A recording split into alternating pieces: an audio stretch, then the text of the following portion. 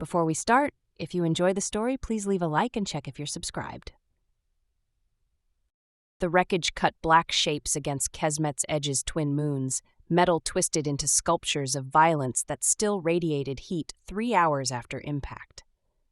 Lieutenant Dominic Ortega moved through the debris field with his rifle raised, each footfall calculated to avoid the scattered components that might still hold explosive potential. His squad had found the crash site 40 minutes ago. Orbital scans declared total casualties, but Dominic's instincts whispered otherwise. Blood trails didn't paint themselves across scorched earth, and the pattern leading away from the main fuselage spoke of purpose, not random scatter.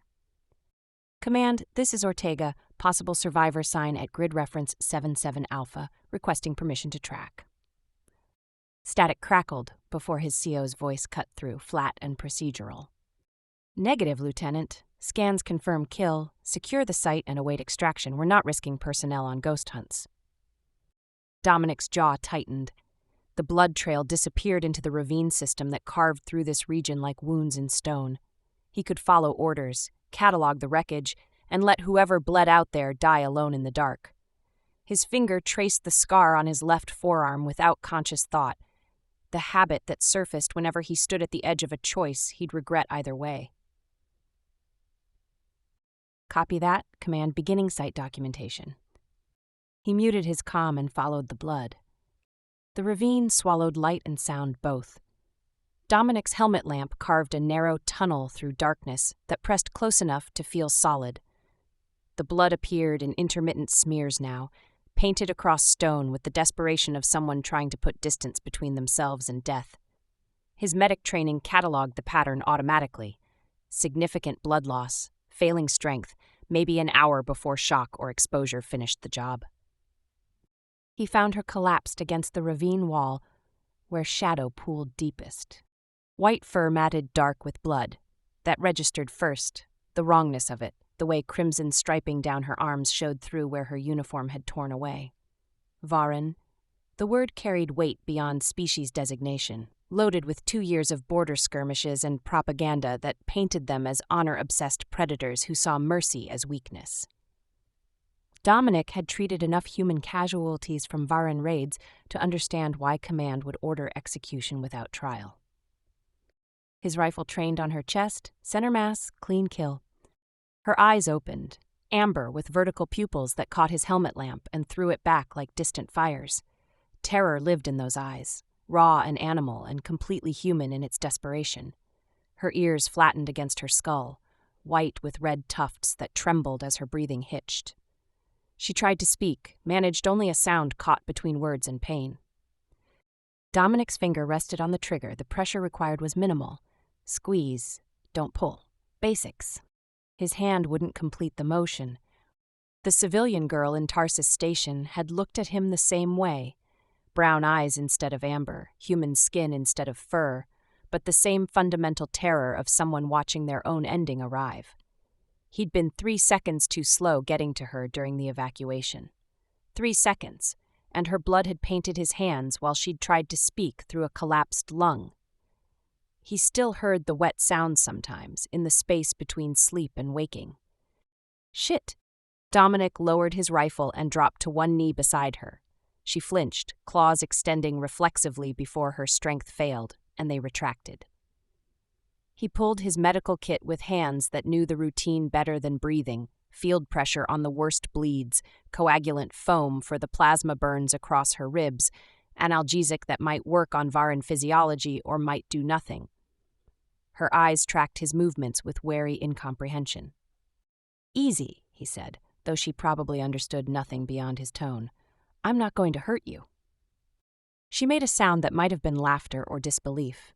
Her claws flexed again, weaker this time, scratching uselessly against stone.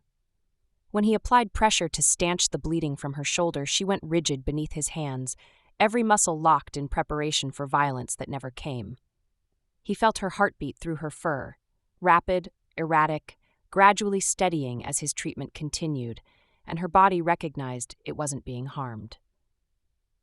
Her breathing evened, her eyes drifted closed, then snapped open again, fighting unconsciousness with visible effort. Dominic worked in silence, cataloging injuries with the detached efficiency that kept panic at bay. Severe but survivable if she got proper treatment. Not if she stayed out here. Not if his squad found her. His comm crackled to life. Ortega, status report. You've been off channel for 15 minutes. Dominic glanced at the Varan woman. She'd gone still, watching him with an intelligence that suggested she understood the threat, even without comprehending the words. Sight's clear, Command. No survivors. Moving to extraction point now. Negative. New orders from Command Authority. Varan extraction team detected inbound to your location. ETA 30 minutes. You have probable enemy survivor in your grid. Locate and execute immediately. Confirm receipt. The words landed like physical blows. Execute immediately. He looked down at his hands, still tacky with her blood, at the bandages he'd just applied with care that felt absurd now. Watched her amber eyes track from his face to his sidearm and back again, understanding crossing her alien features. Ortega, confirm receipt of orders. His thumb found the comm unit's emergency release. The device popped free from his collar mount with a click that seemed impossibly loud. He set it on the ground between them, then brought his rifle butt down on it 3 times. Plastic, shattered. Circuit sparked and died. The Varan woman stared at the destroyed comm, then at him. Her ears lifted slightly from their flattened position. Dominic stood and backed away 3 steps, giving her space. He gestured toward the ravine's far end, toward darkness that led deeper into the maze of canyons, made a shooing motion that felt ridiculous, but was all he had without shared language. Run before they come. She didn't move. Instead, with visible effort, she pushed herself upright against the stone, swayed, steadied, and then, impossibly, dropped to one knee. Her right hand pressed flat against her chest, claws retracted. She spoke in Varan, the words formal and deliberate despite her obvious pain. Bound. Dominic shook his head, gestured again toward escape. She remained kneeling, amber eyes locked on his face with an intensity that made him deeply uncomfortable. She tried again in what he recognized as trade language, heavily accented but intelligible. You give life, honor demands price. She touched her chest, then pointed him. My life, your debt, until blood. The distant sound of engines carried across the ravine, multiple transports, coming fast. Human patrol birds and something else, higher pitched. Varan, atmospheric craft, both sides converging on the same coordinates with lethal intent. We don't have time for this. Dominic grabbed her wrist, felt her flinch at the contact, and pulled her upright. She came willingly, but kept trying to explain something he couldn't afford to understand.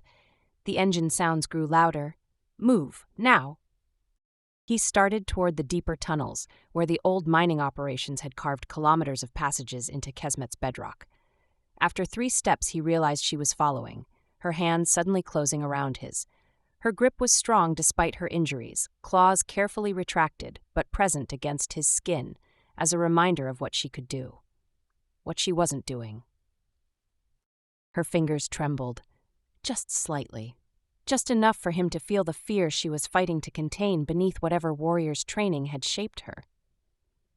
Dominic, he said, touching his own chest.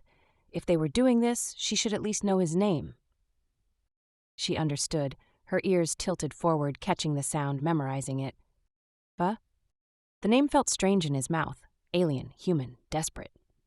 Behind them, searchlights split the darkness. Voices shouted in 2 languages, neither friendly. Dominic tightened his grip on Rava's hand and ran toward the mining tunnel's entrance, toward darkness that might hide them or might become their tomb. Her hand squeezed back, her pace matching his despite the pain each step must cost her. They plunged into black together, and the last thing Dominic saw before the tunnel swallowed them was the brief flash of Rava's eyes in the reflected light. Still afraid, but no longer alone in it. The mining tunnels smelled of rust and old fear. Dominic led them deeper through passages that branched and twisted like veins through stone, relying on the emergency markers that still glowed faintly after decades of abandonment. Behind him, Rava moved with surprising quiet despite her injuries, her breathing controlled even when the tunnel ceiling dropped low enough to force them into a crouch. He'd offered to slow their pace twice. Both times she'd simply looked at him with those amber eyes and continued forward.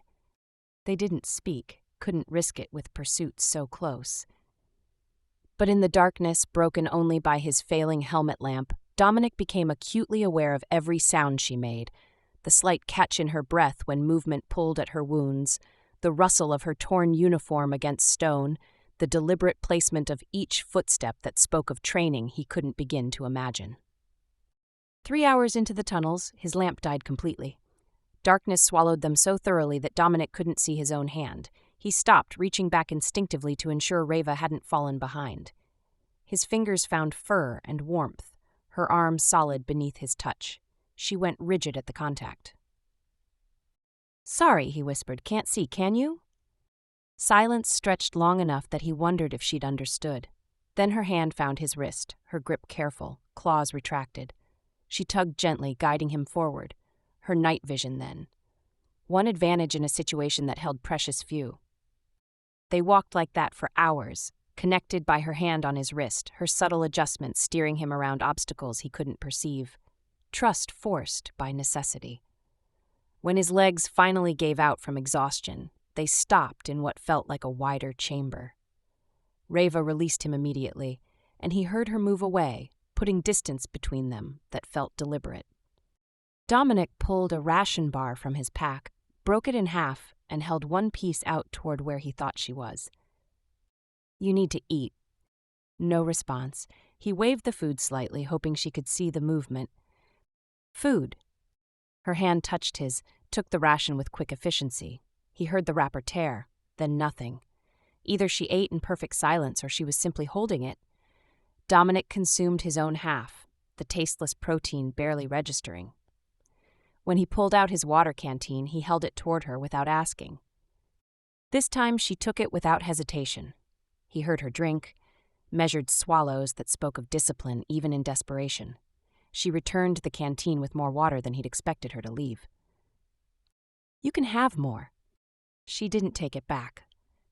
Dominic secured the canteen and leaned against the tunnel wall, feeling the weight of the last 6 hours settle into his bones. His destroyed comm meant no contact, no intel, no way to know if his squad was still searching or had written him off as lost. The latter seemed more likely, more merciful. "I'm going to sleep for a few hours," he said into the darkness. "Wake me if you hear anything." He didn't expect her to keep watch, didn't expect her to trust him enough to rest either. But exhaustion pulled him under fast, and his last conscious thought was that dying in his sleep would be easier than facing whatever came next. He woke to silence and the sense that time had passed without incident. Rava sat nearby. He could hear her breathing, steady and controlled. When he shifted, her breathing pattern changed slightly. Awake, then, keeping watch like he'd asked. "How long?" he asked. 4 hours, maybe 5. Her trade language carried a precision that suggested she'd been counting. No pursuit sounds. Dominic sat up, wincing as his back protested. They repeated the routine from before. Shared rations, shared water, small civilities that felt absurdly normal given the situation. On their second day in the tunnels, they found a junction where ancient mining equipment still lined the walls, and Dominic risked using a chemical light stick. The green glow revealed Rava clearly for the first time since the Ravine. She looked worse than he'd feared. Her white fur was matted with dried blood and dust, the crimson striping down her arms stark against the damage. But she held herself upright, her posture betraying none of the pain she had to be feeling. What caught his attention were her ears, constantly mobile, swiveling to track sounds he couldn't hear, flattening when echoes suggested movement in distant passages. She caught him watching, and her ears flattened further, tucking tight against her skull in what he was beginning to recognize as embarrassment. "They move without permission," she said quietly. "Weakness." "It's not weakness, it's just expressive." Her amber eyes studied him with an intensity that made him look away first. She moved to examine the mining equipment, running her hands over panels and conduits with careful assessment. When she found a structural weakness in the tunnel ahead, a section where the ceiling had partially collapsed, she didn't warn him with words. She simply put her hand on his chest and pushed him back, her touch firm but brief before she withdrew. They found another route. The detour added hours but kept them alive when the unstable section collapsed somewhere behind them, the sound rolling through the tunnels like distant thunder. Day 3 brought them to a partially sealed chamber where someone had once maintained an emergency supply cache. Most of it had been stripped decades ago, but Dominic found an ancient medical kit and used the supplies to properly dress Rava's wounds. She sat perfectly still as he worked, her eyes tracking his hands with wary fascination. "Why do you do this?" she asked. "Show care for enemy." Dominic paused, considering how to explain something he barely understood himself. "Because you're hurt. Because I can help. Does there need to be another reason?" "Yes," her ears tilted forward slightly. "Varen would not. Enemy is enemy. Mercy is tactical error. Maybe that's why we keep fighting wars." She fell silent, processing that. When he finished the bandaging and started to pull away, she caught his wrist. Her grip was gentle this time, her claws retracted completely. She studied his hand as though it were an artifact from an incomprehensible culture. "You show fear," she said. "Yesterday, when tunnel collapsed, your hands shook, voice changed, but then you continued. How?" "Because being afraid doesn't mean you stop moving. It just means you're paying attention to the danger." Varen teach opposite. Fear is failure of discipline, must be contained, suppressed. Sounds exhausting. Something flickered across her face. Surprise, maybe, or recognition. Her ears tilted at an angle he hadn't seen before. "Yes," she admitted quietly, "it is exhausting." They reached an abandoned survey station on the 4th day, its entrance half buried but still accessible. Inside, dust-covered equipment lined the walls, and, miraculously, auxiliary power still functioned. Dominic activated a terminal while Rava stood guard by the entrance, her posture rigid with renewed tension now that they'd emerged from the tunnel's protective darkness. The network connection was weak but functional. Dominic pulled up military channels first, searching for his squad's status, for some indication of what command believed had happened. What he found instead turned his blood cold. "Priority, alert. Lieutenant Dominic Ortega. Desertion, treason. Armed and dangerous. Shoot on sight. Suspected collaboration with enemy forces." The words blurred. Dominic read them again, then a third time, hoping the meaning would change. It didn't. His choice in the ravine had branded him permanently, transformed a moment of compassion into proof of betrayal.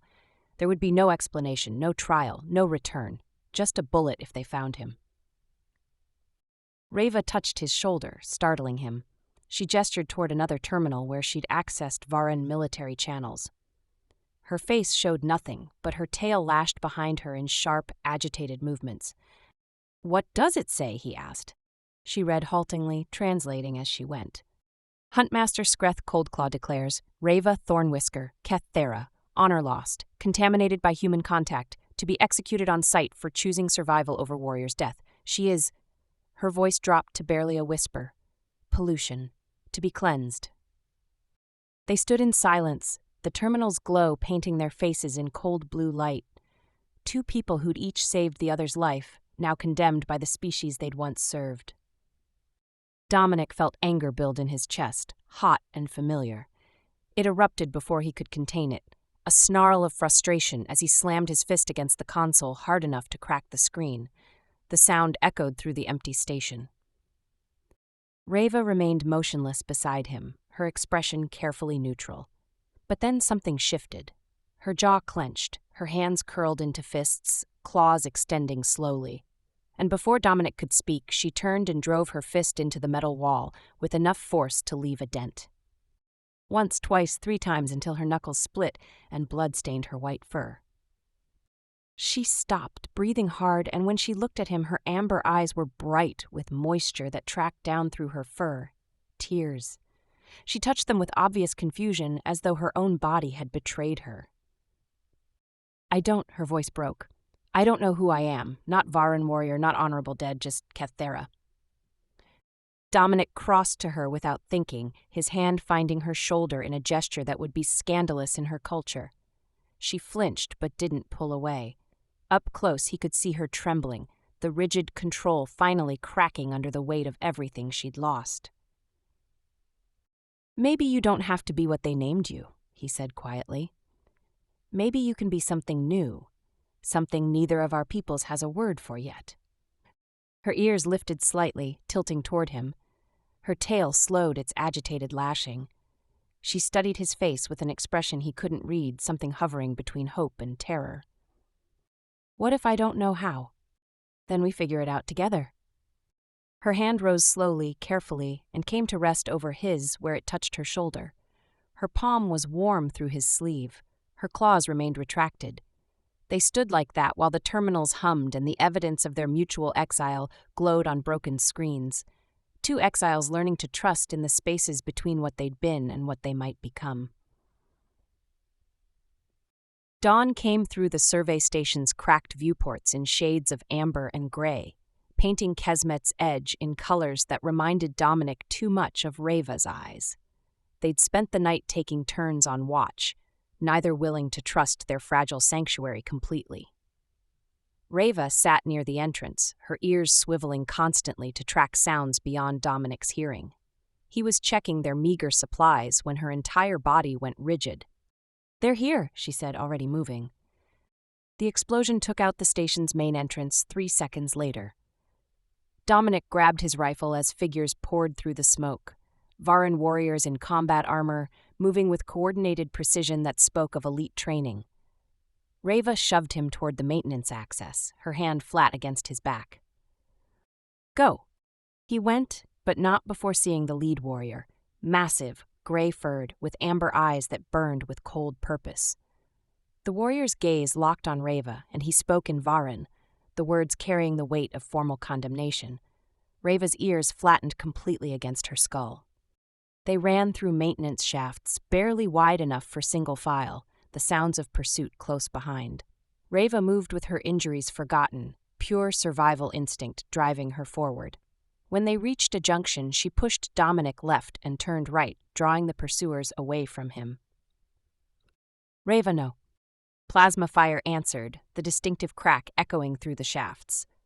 Dominic doubled back against every instinct for self-preservation, arriving in time to see Rava grappling with 2 warriors while a third lined up a shot. Dominic fired first, the report deafening in the confined space. The warrior dropped. Rava dispatched one attacker with brutal efficiency, her claws finding the gap in his armor at the throat. The second warrior landed a plasma strike across her ribs before she could disengage. She made no sound, but Dominic saw the way her body locked, smelled the burning fur and flesh. He emptied half his magazine, covering their retreat. They emerged into the station's hangar, where a small civilian transport sat abandoned, probably left by researchers decades ago. Dominic had no idea if it would fly. They were out of options. The engines caught on the third attempt. Plasma fire scored the hull as they lifted, the transport's aging shields flaring red with each hit. Rava slumped in the co-pilot's seat, one hand pressed to her burned ribs, her breathing shallow and rapid. "You shouldn't have come back," she said through gritted teeth. "Yeah, well, I'm bad at following orders." He punched in coordinates for the demilitarized zone, the neutral space between human and Varan territory where neither military had jurisdiction. It would take 6 hours to reach. Rava's condition suggested she didn't have that long. By hour 2, fever had set in. Rava's white fur was slick with sweat, her pupils dilated to the point that her eyes looked black. She tried to stay coherent, answering Dominic's questions about Varan physiology with increasing difficulty. The plasma burn had introduced something toxic into her system, some combination of superheated metal and chemical propellant that her body couldn't process. Dominic moved her to the transport's small med bay and did everything his training suggested. IV fluids, broad-spectrum antibiotics, fever reducers. Nothing worked. By hour 4, she was delirious, switching between Varan and trade language, having conversations with people who weren't there. "Training master," she mumbled, her hand swinging weakly at empty air. "I tried. I contained it, the weakness. I tried." Dominic caught her hand, held it gently. "You're not weak, Rava. You're the strongest person I know." Her amber eyes, fever-bright and unfocused, turned toward his voice. "Failed, contaminated, should have died with honor, should have." Her body convulsed, and she cried out in pain that seemed to shock her even through the delirium. He stayed beside her, one hand wrapped around hers, the other checking vitals that grew progressively worse. He talked steadily about Earth's seasons, about the garden his mother had kept when he was young, about snow and rain and things that had nothing to do with war or death. He didn't know if she heard. He kept talking anyway. At hour 5, he made a decision that could get them both killed. He activated the transport's communication array and sent an encrypted message to the only person who might help and might not immediately turn them in. Dr. An Seo-jun answered within minutes. "Dominic, I heard you'd been declared a deserter. What?" "I need your help. Varan physiology. Plasma toxin infection. She's dying." Silence stretched long enough that Dominic thought the connection had failed. Then, "Meet me at Crossroads Junction, Bay 17. I'll have what you need." The old scientist didn't ask questions, didn't demand explanations, just helped, the way Dominic had once helped him during a colony evacuation when hostile forces were closing in. Some debts ran deeper than careers. Crossroads Junction existed in the gray space between civilizations, a station built from decommissioned ships and inhabited by people who'd found reasons to leave their homeworlds behind. Dr. An waited in Bay 17 with a medical case and the kind expression Dominic remembered, though his hands shook more than they had 3 years ago. He took one look at Rava and got to work. The treatment involved a cocktail of antivenoms and enzyme inhibitors tailored to Varan metabolism, administered with the precision of someone who'd spent decades studying alien biology. Dominic assisted where he could, following instructions, while watching Rava's vitals stabilize with agonizing slowness. It took 2 hours. When her fever finally broke and her breathing evened, Dominic felt something unclench in his chest that he hadn't realized was strangling him. Dr. An cleaned his instruments with methodical care, his dark eyes studying Dominic with quiet assessment. "You've risked a great deal for her." "She risked more for me." "Yes, I suppose she did." The old scientist settled into a chair, his shaking hands folding in his lap. "I've been monitoring military communications, both sides. The situation is worse than you know." He pulled up a data tablet, fingers moving across the screen with practiced efficiency despite the tremor. What he showed Dominic made his stomach drop. Communications between high-ranking Varan officers and human military officials. Encrypted messages discussing coordinated incidents, attacks staged to look like enemy aggression, intelligence planted to inflame tensions, carefully orchestrated provocations designed to make peace impossible. "They're manufacturing a war," Dr. An said quietly. "Both sides have factions that believe conflict is inevitable, even necessary. Your pursuit isn't about justice, Dominic. It's about making you symbols, proof that the enemy corrupts, that peace is naive, that violence is the only answer." Dominic scrolled through the evidence, his hands steady despite the fury building behind his ribs. The reconnaissance crash that had started everything. Deliberate. The orders to execute Rava, designed to provoke Varan retaliation.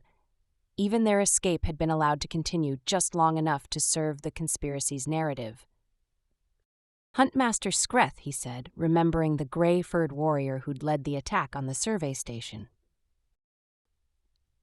"He leads the Varan faction, believes humans are genetic pollution that threatens their species' purity. Your relationship with Rava is his nightmare made manifest, proof that coexistence is possible, that his ideology is built on fear rather than fact." On the medical bed, Rava stirred. Her eyes opened, clearer now, and found Dominic immediately. He moved to her side, and her hand reached for his with surprising strength. "How long?" she asked, her voice hoarse but coherent. 6 hours, you gave us a scare." Her ears tilted back in what he'd learned was embarrassment. "I protected you at the station. Life debt requires—" "No."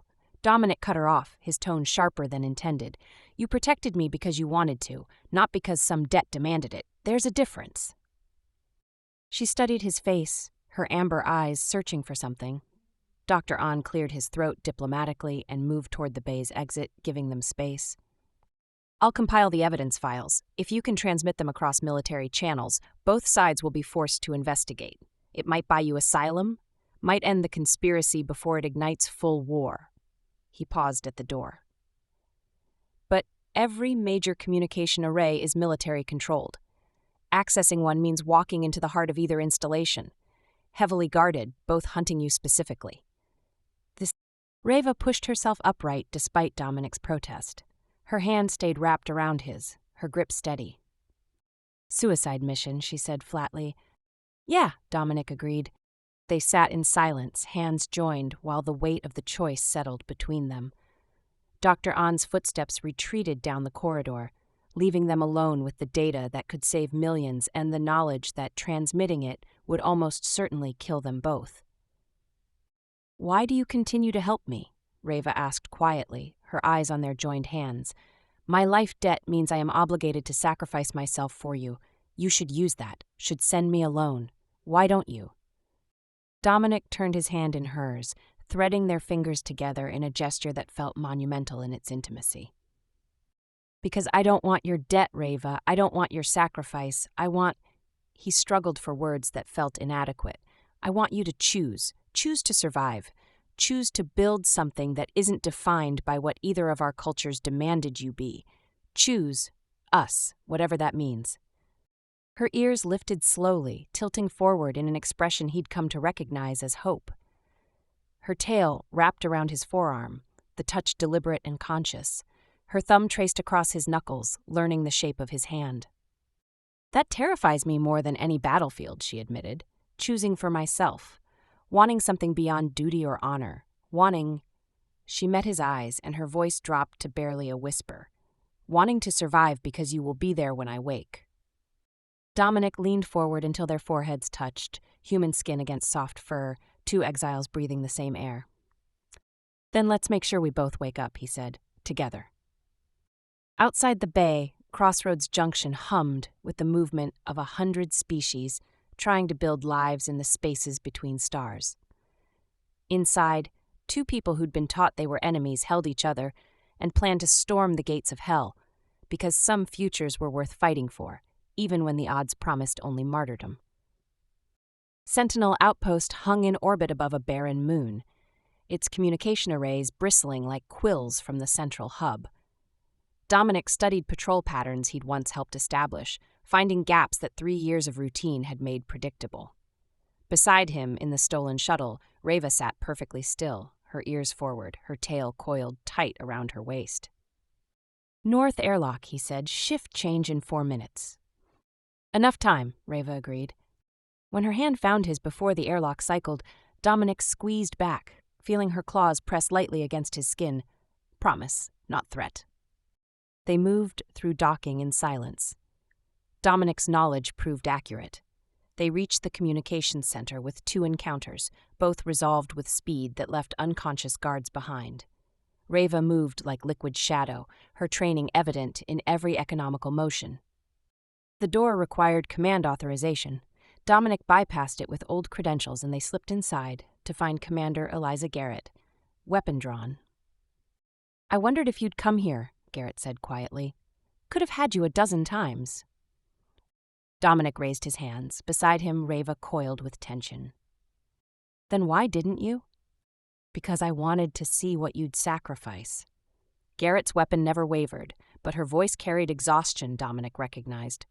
"You threw away everything for an enemy soldier. Stupidest thing I've witnessed, or the bravest."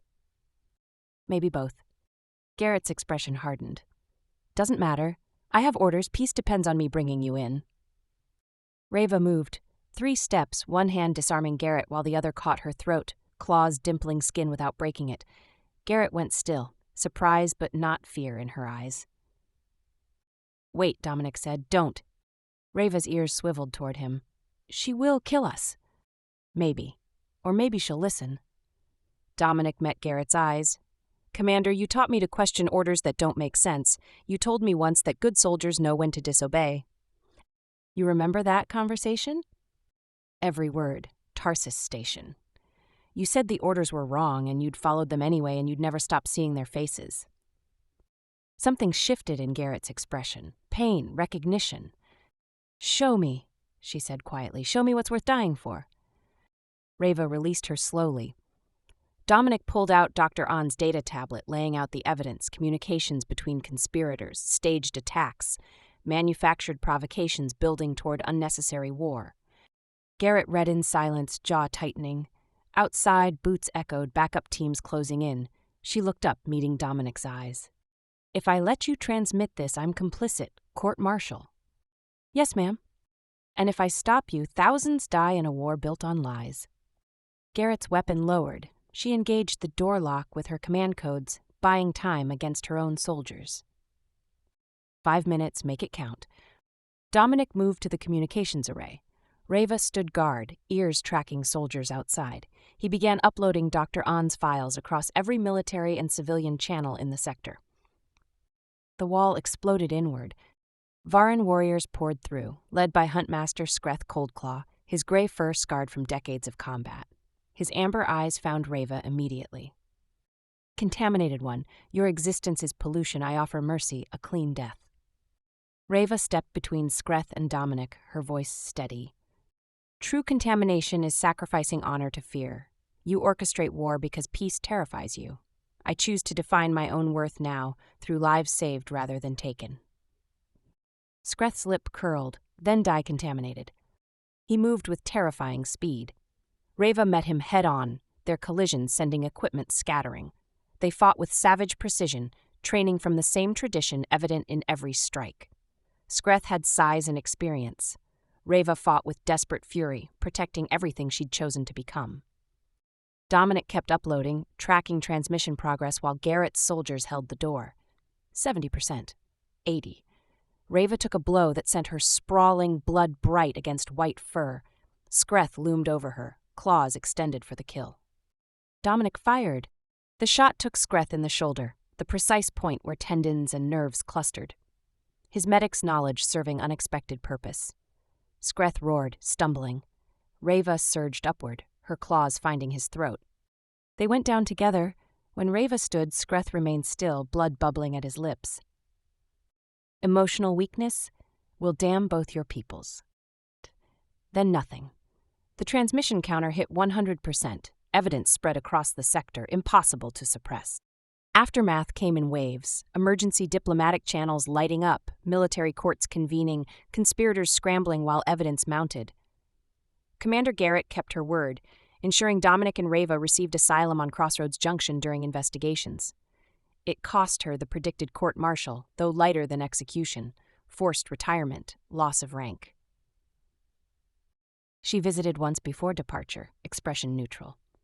"You were right," she said simply. "Some orders deserve disobedience." 3 months later, Dominic and Rava sat on Crossroads Junction's observation deck, watching ships arrive from 100 worlds. Rava's scars had healed, white and crimson patterns unmarred. She leaned against his shoulder. Public contact that would have been unthinkable before. "Do you regret it?" she asked quietly. "Everything you lost?" Dominic considered honestly. Career, clearances, ability to return home, all gone. But Rava's hand rested in his, claws retracted, tail wrapped around his wrist. She'd learned to laugh in the months since transmission, a sound that still surprised her. She'd learned to cry without shame, to express anger without violence, to want things for joy rather than honor. "No," he said, "I don't regret it." Her ears tilted forward. "I do not regret it either, this choosing. Building something undefined by duty or debt. Strange, frightening sometimes." "Sometimes," Dominic agreed. But also, she turned to face him fully, amber eyes holding his with hard-won openness. Also worth everything. She kissed him then, hesitant at first but natural through practice. Her lips were softer than expected, warmer, tasting faintly of the calf she'd grown fond of. When they parted, her expression showed contentment rather than constant vigilance. Outside the viewport, a new transport arrived, human design with Varan markings. The first joint civilian venture, bringing together species that had spent years as enemies. Not peace yet, but possibility. Fragile understanding built on evidence 2 exiles had survived to transmit. Survived together, building something unprecedented in the spaces between stars. Proof that love could grow in darkness, that understanding could emerge from courage, that connection could bridge gulfs between worlds. Rava's hand tightened in his, claws pricking lightly, her way of expressing affection. "What happens now?" she asked. Dominic smiled, pressing his forehead to hers. "Now we choose tomorrow and the day after, every day that comes." Her purr rumbled through her chest, vibrating against his. Above them, stars wheeled in ancient patterns, indifferent to small dramas below.